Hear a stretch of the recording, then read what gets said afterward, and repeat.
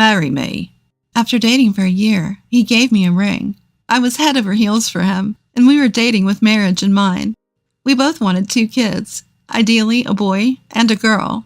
He had always said we would split the chores and parenting duties, so I accepted his proposal without any concern.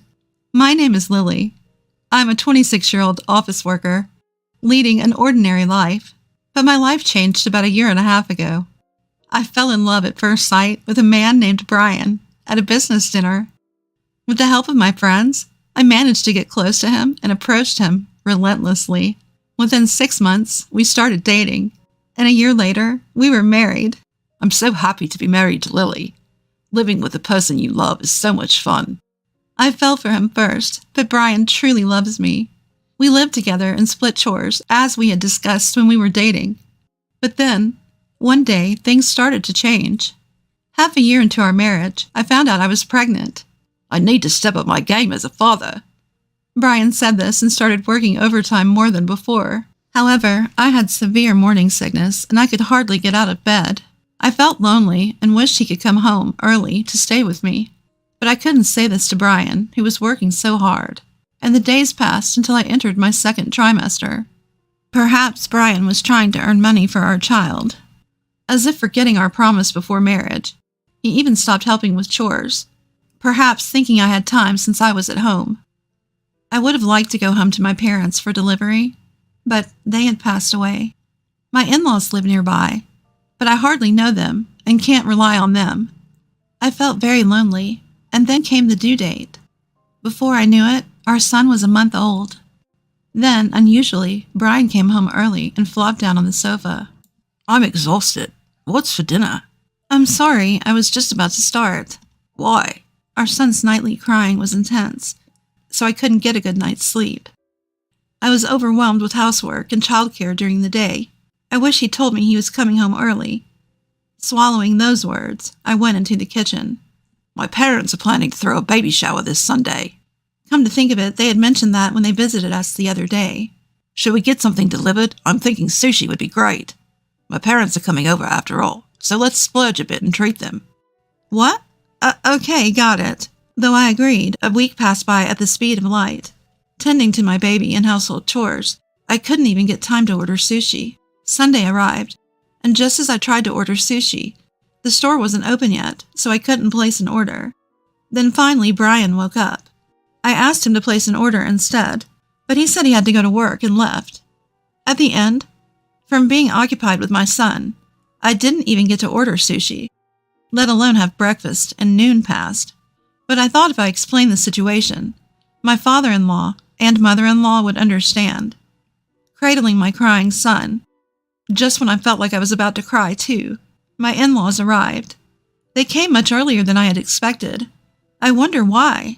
Upon entering, my mother-in-law immediately picked up my son. Has he been crying all this time?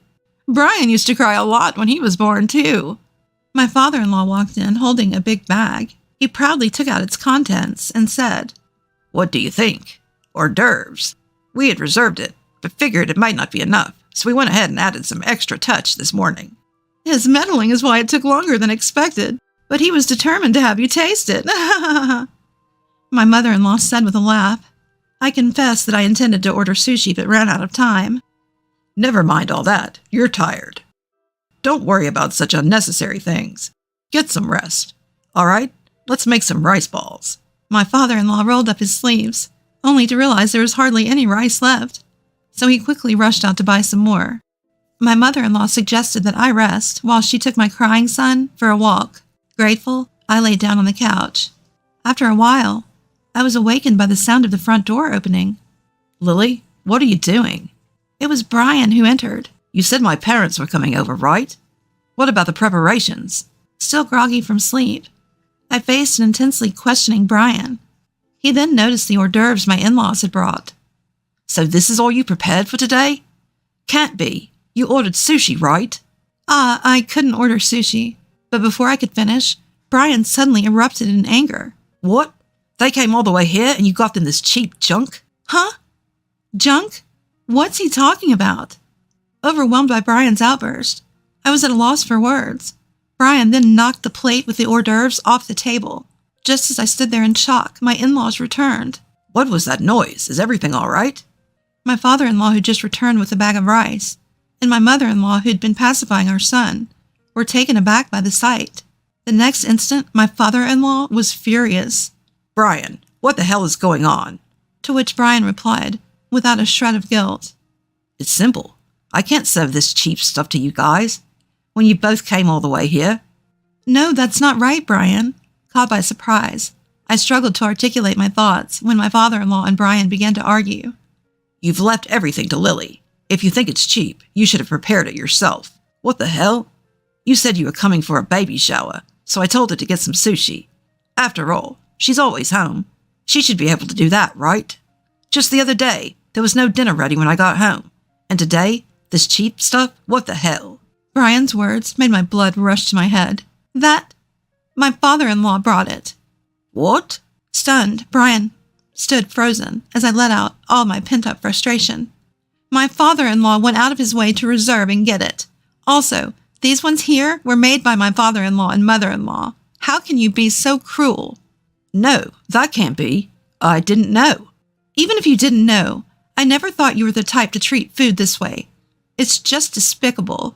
Brian paled considerably. And just because I'm always home doesn't mean you don't have to do anything.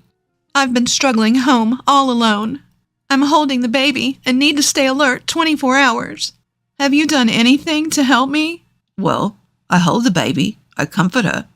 You only comfort the baby when she's in a good mood. You've never held her when she cries, have you? Whenever she starts crying, you hand her over to me, and when she cries at night, you leave the room because you can't sleep.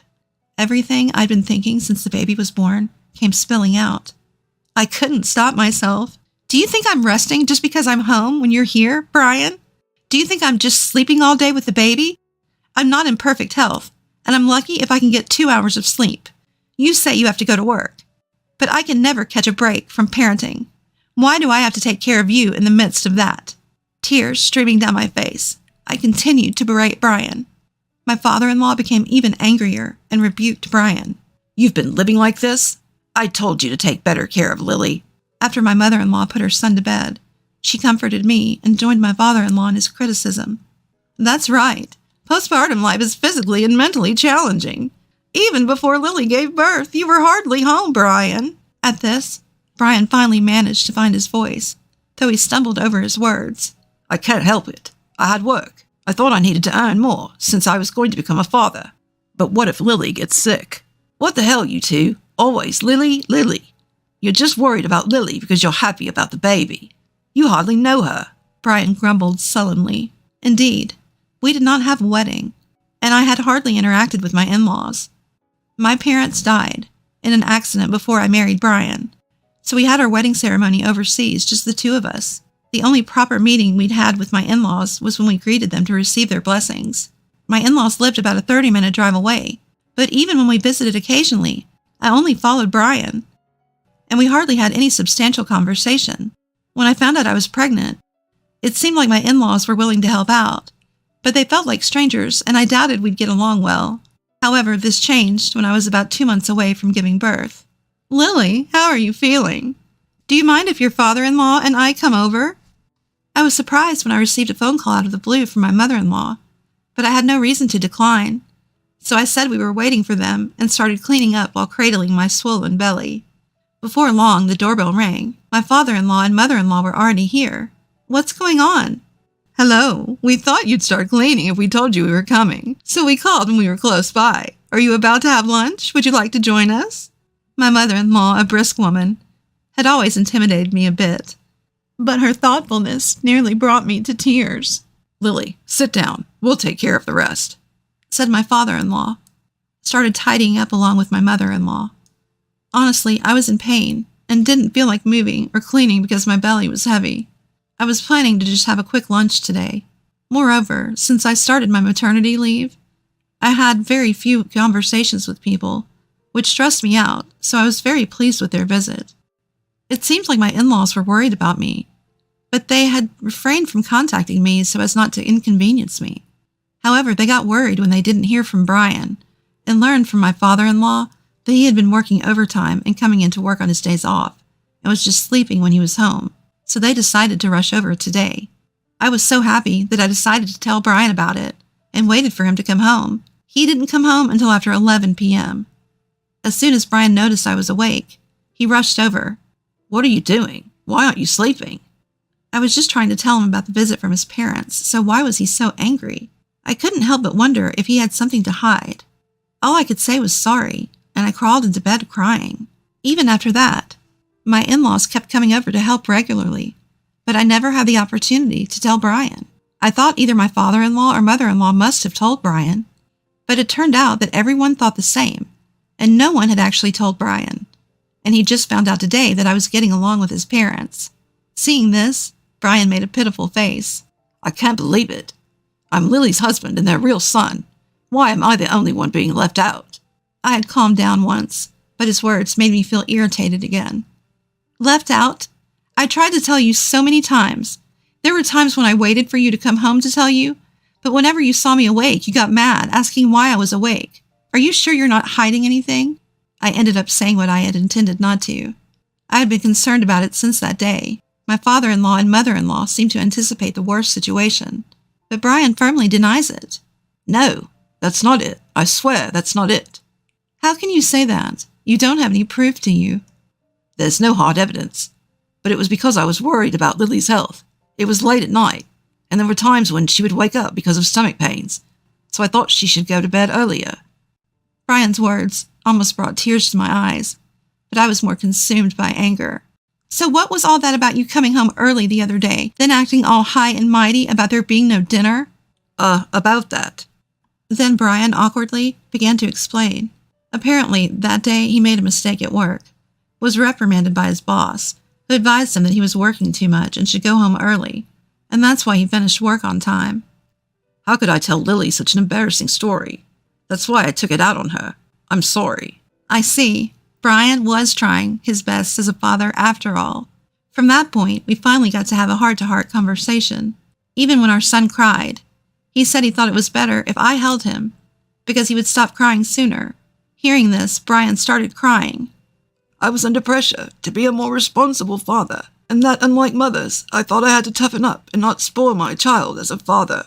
His words were disjointed, but I knew Brian was trying his best as a father. It was nerve-wracking going through our first childbirth, and it must have been the same for Brian. Brian crying like a child. Seeing him like this, I couldn't help but start crying as well. Suddenly, from the next room, we could hear our son crying. My father-in-law and mother-in-law picked up our son and started soothing him, all while starting to laugh. What a family. This is entertaining. Like father, like son, huh? Let's see who stops crying first. In the end, our son was the first one to stop crying. After this incident, it seems Brian had a change of heart and began to balance his work and family life. At one point, I even contemplated divorce, but I am content with how things are now. Brian's ideal father was a stern, silent breadwinner, but that was so out of character for him. I don't know why he held such an ideal. He realized it himself, and it has become a dark chapter in his history. If anyone brings up the subject, he blushes and runs away. Now he is more tender to our son, and even helps out when he wakes up crying at night. We are expecting a daughter next, and Brian and I are looking forward to it.